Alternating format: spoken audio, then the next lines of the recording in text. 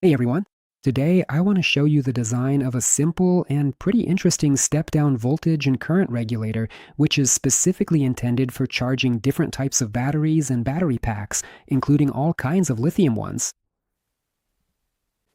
You can use this device to charge lead-acid batteries, and if you really want to, even nickel-based ones, although those have a slightly different charging algorithm.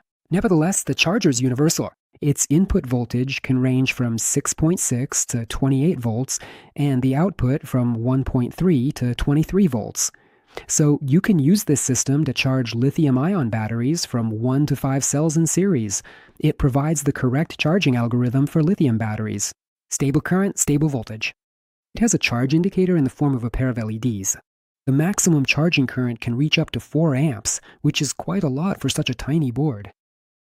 The device is built on a factory-made printed circuit board, which was ordered from Next PCB, a leading manufacturer of high-quality PCBs of any complexity, size, and number of layers. The company offers a range of advanced options to choose from, such as solder mask color, copper thickness, and different types of copper trace finishes. In addition, you can order boards with a copper or aluminum base, as well as flexible printed circuit boards. All you need to do to place an order is upload the Gerber file for your board, select the desired options, pay for your order, and wait for delivery. The prices are very reasonable. There are plenty of payment and shipping options, and the convenient online Gerber viewer lets you check your future board before ordering, so if there are any issues, you'll have time to fix them. You'll find the link to the Next PCB website in the description. The board is double-sided, factory-made, with plated through holes. To dissipate heat from the power components, you can use insulating thermal pads and a heat sink that attaches to the underside of the board. The charger is built around a dedicated CN3765 charge controller and a pair of P-channel MOSFETs connected in parallel. Although the converter has fairly high efficiency, its topology is non-synchronous, so in certain operating modes, component heating can be noticeable. Let's take a look at the schematic from the datasheet. My version only differs by having a reinforced power section with an additional transistor added, and instead of single diodes, several are used in parallel. Power is supplied to the source of the P-channel switch, which is controlled by our microchip. Next comes the diode with the inductor. Basically, it's a classic buck converter. Note that current control is implemented specifically at the output.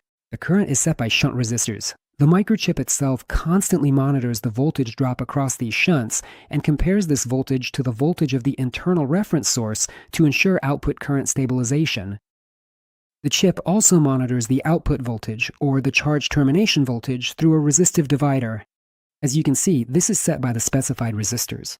The formula for calculating the output voltage is now in front of you. I strongly recommend using high-precision, high-stability resistors with a tolerance of 1% or less in this circuit. To make the design more versatile, you can replace one of the resistors in this divider with a variable resistor. For more accurate voltage adjustment, I recommend using multi-turn trimmer resistors. As I mentioned earlier, the charging current is set by the resistance of the output shunt. The calculation formula can also be found in the technical documentation. The shunt will definitely heat up quite a bit, so you should calculate the power it will dissipate and choose a resistor with an appropriate power rating to have some margin. The chip is quite smart. It has a low current charging algorithm for deeply discharged batteries and also features overvoltage protection. If the voltage on the battery exceeds the value set by the divider, it'll turn off the power switch, stopping the charge. Restarting is performed with hysteresis. There's also protection against low input voltage. Despite all this, it does not provide full thermal protection or reverse polarity protection.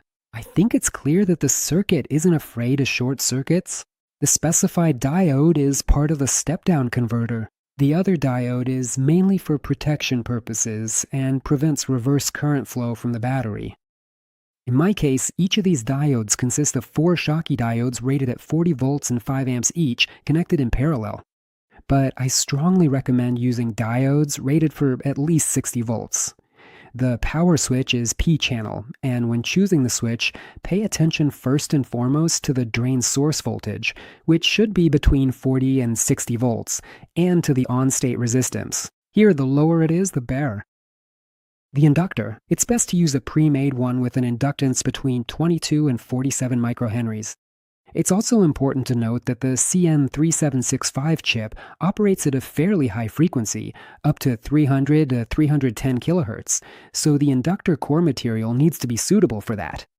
The inductor should be rated for a current of 6 to 8 amps. In my case, the device was assembled to charge 5 S lithium-ion batteries.